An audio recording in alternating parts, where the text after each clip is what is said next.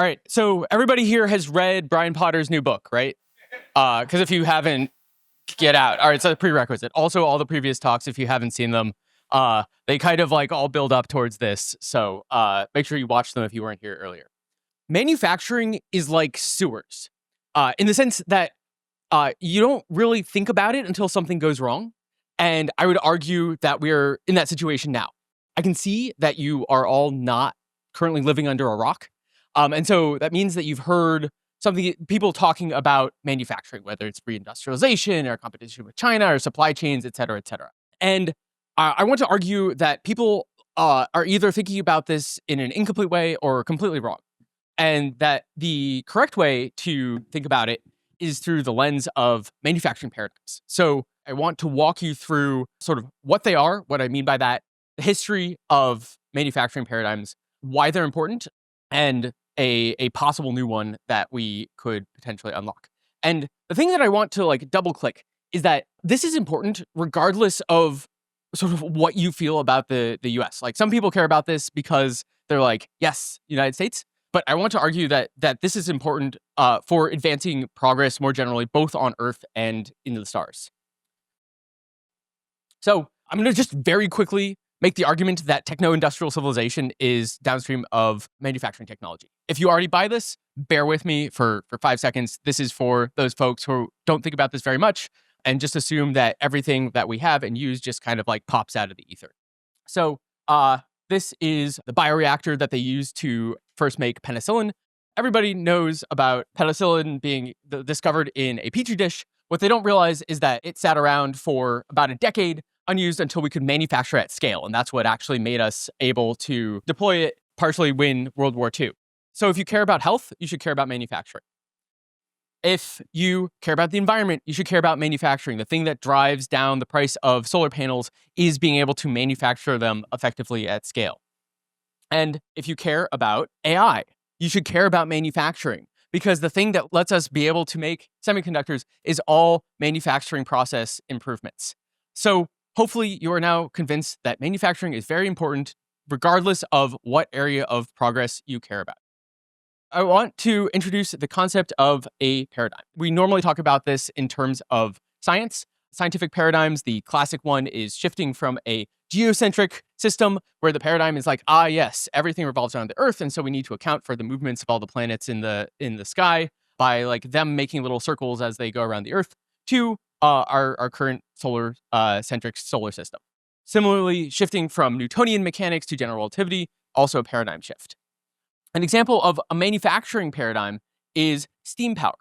Not only does it change like what people are actually doing when they're manufacturing things, but it changes the entire organization of industry, right? Like you move from manufacturing happening in people's homes to people centralizing on big factories in factory cities and towns.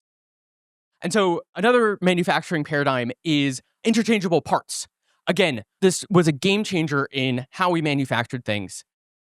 And so sort of like the manufacturing paradigm that we're living in today is one that I would call kind of like the network paradigm. It's characterized by just-in-time manufacturing, networks, and distributed networks of trade.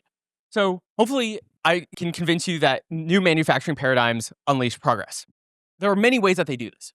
So new manufacturing paradigms drive down prices. That alone drives so much progress because it lets people access things that previously were reserved only for rich people. But it's not just a continuous thing. There's also these thresholding effects where once you drive the price of something down, it makes something that was previously uneconomical into something that is economical, and it creates this like a step change in what we're able to do.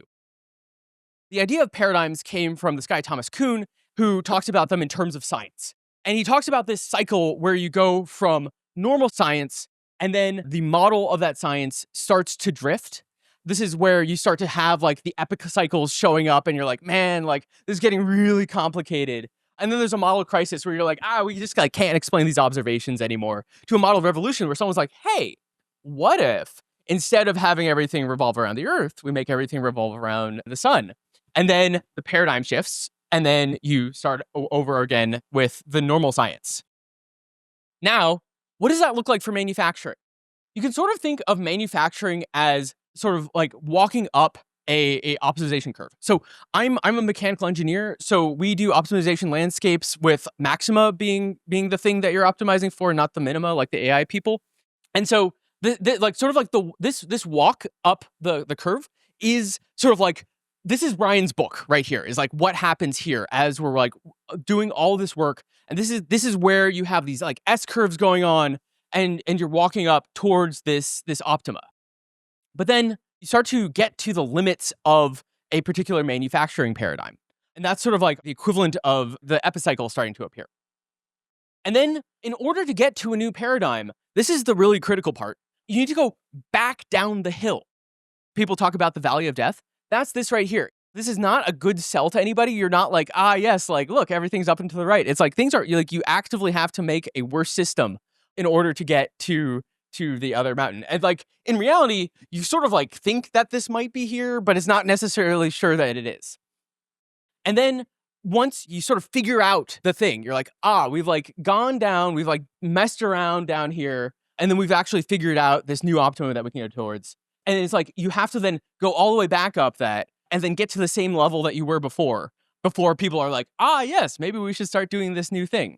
And so this is sort of like the dynamics of a manufacturing paradigm shift. New paradigms are unlocked by new technology and knowledge.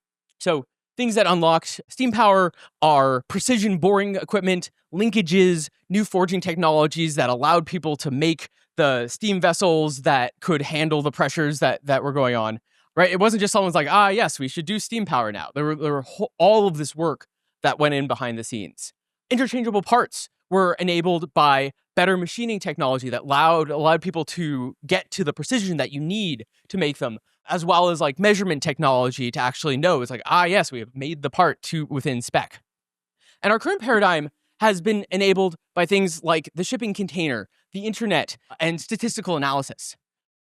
Another sort of like property of manufacturing paradigms is that they shift the center of manufacturing gravity. When steam power was created, the center of manufacturing gravity moved from mainland Europe to England. Interchangeable parts, it moved to the US.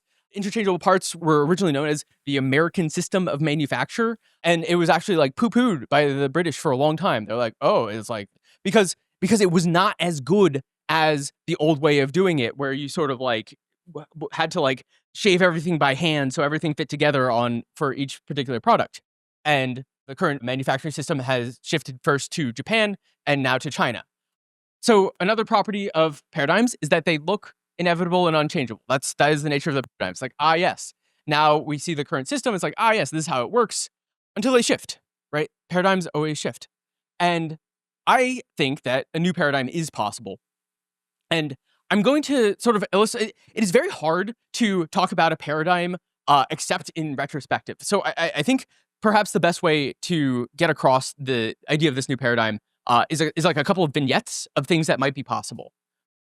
Before that, there are sort of like epicycles starting to peek through. So we have things like lasers and super powerful magnets and really abundant energy in particular locations because of solar power that we didn't have before. We have amazing sensors, obviously AI, we have that. We have 3D printers, and we have potentially new space capabilities. All of these sort of feed into, you could start to squint at all of these pieces and see a paradigm emerging.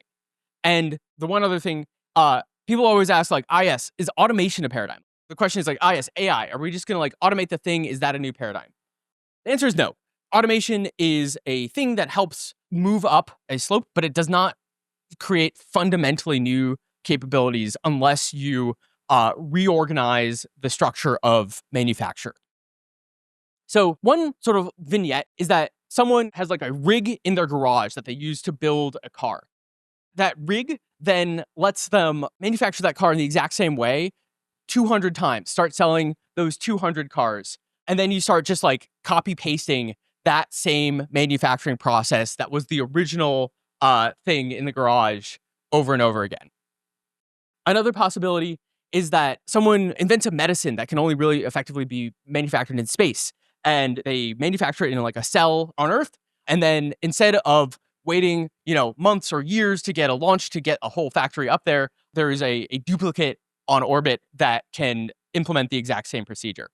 Or You have a factory manufacturing firefighting drones that both has a feedback loop between the products rolling off the line and the design and process making the drone. So whenever there's a defect, it automatically, instead of waiting for, 100, 200 wasted products, it automatically starts tweaking things and improving continuously. But then also has sensors in the field that are doing a similar thing so that every drone that rolls off the line is better than the one before it. The pieces of this paradigm, again, this is still really fuzzy and emerging. But the pieces I would point to are like scaling up via parallelization instead of just making bigger things. What's called like tooling free systems. So that is, you can use the same machine to make many different things without needing to build expensive new tooling. Feedback loops and the ability to be location agnostic for where you're making things. And I would argue that we've reached the Copernican era of this paradigm. You're starting to see these pieces out in the world where the thing in the upper left is this thing called Mechanized labs that can like press form metal without tools. You're just like, okay, these robot arms are pushing little metal into the correct shape. Upper right is a representative of what's called a digital twin. So there's increasingly being able to like have a digital model of what's going on with the product. Laser cutting and other dynamic tools, 3D printer farms. We are just reaching the point where there are some things where it is more cost effective to 3D print, to have a 3D printer farm making a whole bunch of things than making a line making those widgets. And I just want to pause here and say, like, why should you care about creating this new paradigm? So those of you who are sort of like American dynamism people, I think that's the most straightforward argument. It is that the only way that we're going to manufacture things economically in the US is by creating a new paradigm. We're not going to just like try really hard and out China. To people who care about just humanity more generally, as we saw, new paradigms require new places. The place where that dominates the current paradigm has very little incentive to create new paradigms.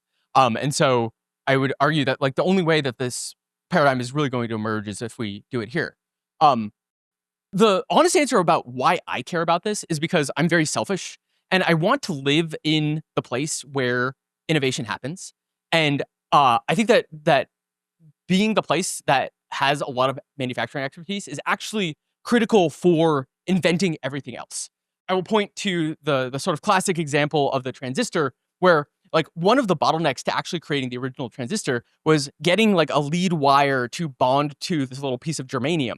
And the scientists trying to create the transistor were like, we can't do this. We don't know how to do this. And then they were just like casually talking to a machinist, a guy who knew about manufacturing. He was like, oh, there's this technique that we use in manufacturing that could actually help bond this wire to the germanium. And they were off to the races.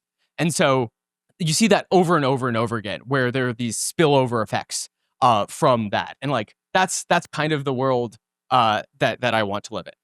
But new paradigms are not inevitable. They involve a lot of bitter pills. It's not just fun and games. And one, they take a long time. So the first contract for interchangeable parts was signed in 1798. Interchangeable parts did not reach widespread use until 1870. For a long time, it was considered the inferior way of manufacturing things.